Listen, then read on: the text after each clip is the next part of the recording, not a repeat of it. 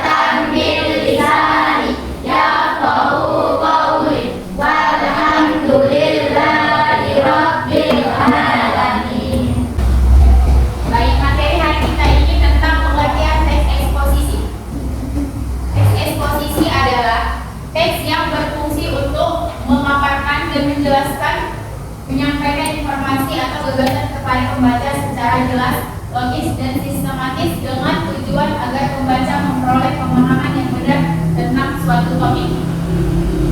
Oke, baik, kita akan lanjut. Tujuan pembelajaran dari eksposisi adalah untuk mengajukan pernyataan yang relevan terhadap isi teks, mengembangkan bahasa ingin tahu terhadap suatu topik, menggunakan pertanyaan untuk memahami dan menyusun teks eksposisi, dan penyusunan teks eksposisi berdasarkan hasil pertanyaan. Oke, baik. Sampai sini ada pertanyaan? Ada, Bu. Paham semuanya? Paham, Bu. Oke, baik, kita akan lanjut fungsi teks eksposisi.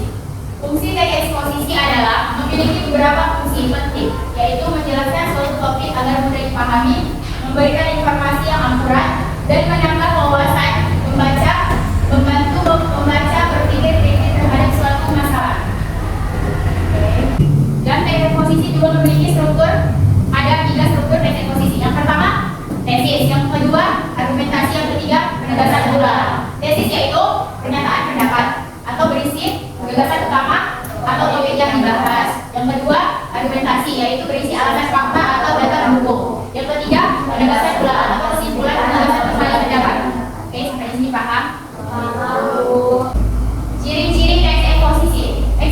Eksposisi memiliki ciri-ciri, yaitu bersifat informatif, menggunakan bahasa baku, memuat fakta dan data yang disusun secara logis dan sistematis.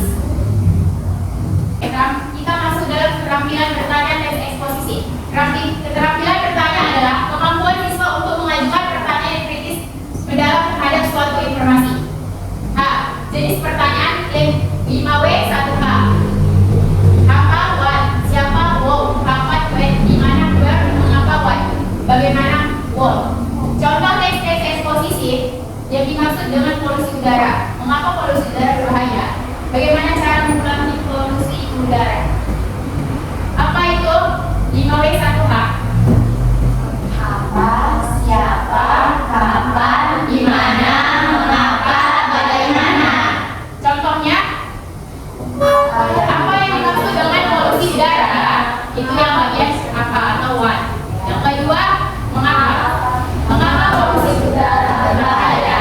Yang ketiga, contohnya, bagaimana cara mengurangi polusi udara? Oke, baik.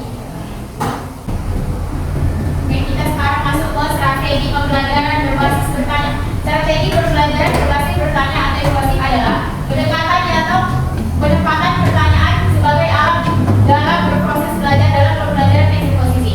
Strategi digunakan untuk mengalihkan informasi, membangun pemahaman, serta menyusun argumen secara logis dan sistematis. Dengan strategi ini, siswa tidak hanya menerima materi, tapi tetap aktif berpikir melalui pertanyaan dan jawaban. Oke, kita lanjut.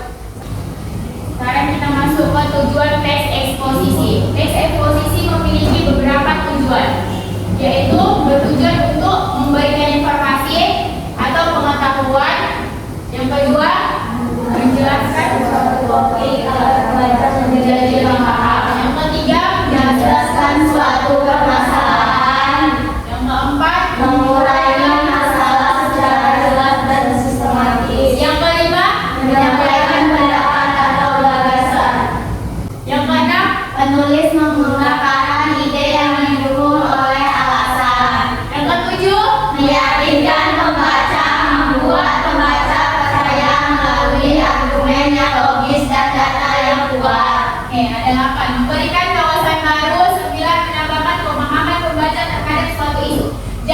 kesimpulan tujuan utama ITS eksposisi adalah memberi penjelasan dan memperkuat pemahaman pembaca terhadap suatu topik melalui argumen logis dan faktual.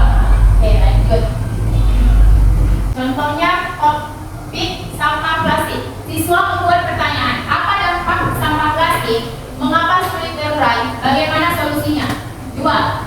Siswa membaca teks. Siswa membaca dan menyusun teks eksposisi atau tesis sampah plastik berbahaya bagi lingkungan. Yang argumentasinya yaitu data pencemaran. Penegasan ulangnya yaitu perlu pengurangan dan penguatan plastik.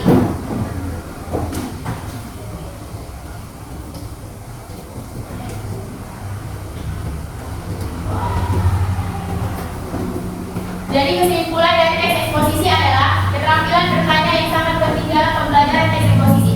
Mereka mendorong kritis dan membantu memahami isi teks eksposisi, melatih siswa dan menyusun secara logis. Baik, Ibu akan memberikan contoh dari teks eksposisi. Tolong disimak ya anak-anak. Iya, Bu.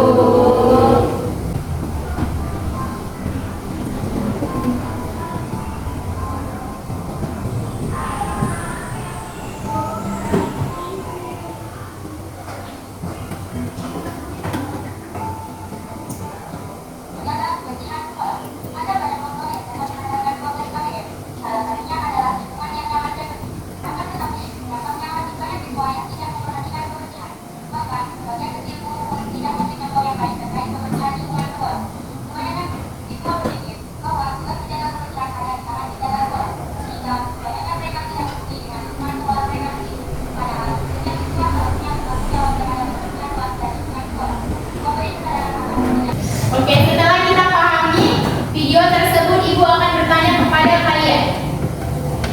Apa kesimpulan dari teks eksposisi yang kita tonton tersebut? Yaitu menjaga kebersihan sekolah merupakan tanggung jawab bersama untuk menciptakan lingkungan belajar yang sehat. Ya, benar sekali. Demikian materi hari ini. Kita akan lanjut membuat kelompok dan Ibu akan tanya. Kelompok 1 maju mempresentasikan hasil kerja kelompoknya. Silakan. Baik, dengarkan semuanya. Assalamualaikum warahmatullahi wabarakatuh. Waalaikumsalam warahmatullahi wabarakatuh. Perkenalkan, kami dari kelompok 1 ingin mempresentasikan hasil kelompok kami dengan tema teks eksposisi pentingnya membaca bagi pelajar. Membaca merupakan kegiatan yang sangat penting bagi pelajar. Dengan membaca, seseorang dapat memperoleh berbagai informasi dan pengetahuan baru yang bermanfaat dalam kehidupan sehari-hari. Selain itu, membaca juga dapat meningkatkan kemampuan berpikir kritis. Pelajar yang gemar membaca cenderung lebih mudah memahami pelajaran di sekolah karena mereka terbiasa menganalisis informasi. Namun, minat membaca di kalangan pelajar masih tergolong rendah. Banyak pelajar yang lebih memilih bermain gawai dibandingkan membaca buku. Hal ini tentu menjadi tantangan bagi dunia pendidikan. Oleh karena itu, perlu adanya upaya untuk meningkatkan minat membaca, seperti menyediakan buku yang menarik dan menciptakan lingkungan yang mendukung kegiatan membaca. Sekian dari presentasi kami buka sesi tanya jawab. Manfaat membaca bagi pelajar? Baiklah, itu saja pertanyaan saya. Terima kasih. Kami akan menjawab pertanyaan dari kelompok 2. Apa manfaat membaca bagi pelajar? Jawabannya menambah pengetahuan dan meningkatkan kemampuan berpikir kritis. Apakah kelompok 2 dapat dengan jawaban kami? Puas, terima kasih. Oke, lanjut. Oke, ada lagi yang mau bertanya? Ya. Ayo, silakan duduk. Kelompok 1 berikutnya.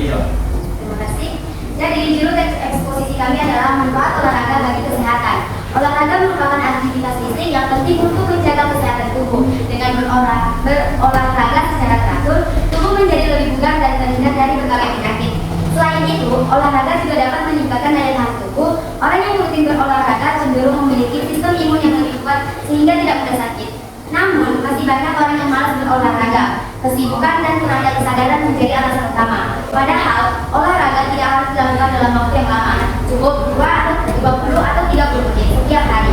Oleh karena itu, penting bagi setiap orang untuk mulai membiasakan diri berolahraga demi menjaga kesehatan tubuh. Itulah hasil diskusi kelompok kami. Terima kasih. Jika ada pertanyaan, kami persilahkan. Oke, siapa yang mau bertanya? Pak, ayo berdiri silakan. Saya Aldi dari kelompok 3 ingin bertanya kepada kelompok 2. Mengapa banyak orang malas berolahraga? Terima kasih atas pertanyaannya. Saya akan menjawab pertanyaan dari kelompok 3. Mengapa sih banyak orang yang malas berolahraga? Itu karena kesibukan dan kurangnya kesadaran. Apakah kelompok 3 puas dengan jawaban kami? Terima kasih. Baiklah itulah presentasi dari kami. Kami tutup. Wabillahi taufiq wal hidayah. Wassalamualaikum warahmatullahi wabarakatuh.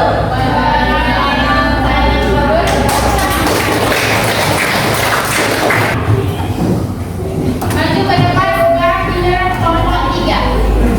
Oke, baik, silakan. Assalamualaikum warahmatullahi wabarakatuh. Waalaikumsalam warahmatullahi wabarakatuh. Kami dari kelompok 3 ini mempresentasikan dan disampaikan oleh pembahasan. Baik, kami akan membacakan yang berjudul Pengaruh Media Sosial Terhadap Pelajar. Media sosial saat ini menjadi bagian dari kehidupan pelajar. Hampir setiap hari, pelajar menggunakan media sosial untuk berkomunikasi dan mencari informasi. Penggunaan media sosial sebenarnya memiliki dampak positif, seperti memudahkan akses informasi dan memperluas pergaulan. Pelajar juga dapat belajar melalui berbagai konten edukatif yang tersedia. Namun, penggunaan yang berlebihan dapat berdampak negatif. Banyak pelajar menjadi kurang fokus belajar, bahkan mengalami kecanduan. Hal ini dapat menurunkan prestasi akademik. Oleh karena itu, pelajar perlu menggunakan media sosial secara bijak dengan membatasi waktu penggunaan dan memanfaatkan hal-hal yang positif. Oke, terima kasih. Kami buka sesi jawab. Jika ada yang Kelompok 1 dan kelompok 2 ada yang mau bertanya kepada kelompok 3. Saya dari kelompok 1 ingin bertanya, mengapa pelajar perlu membatasi penggunaan media sosial? Saya akan menjawab pertanyaan dari kelompok 1. Mengapa pelajar perlu membatasi penggunaan media sosial? Jawabannya agar tidak kecanduan dan tetap fokus pada belajar. Apakah jawaban dari kami membuat kelompok 1 puas? Terima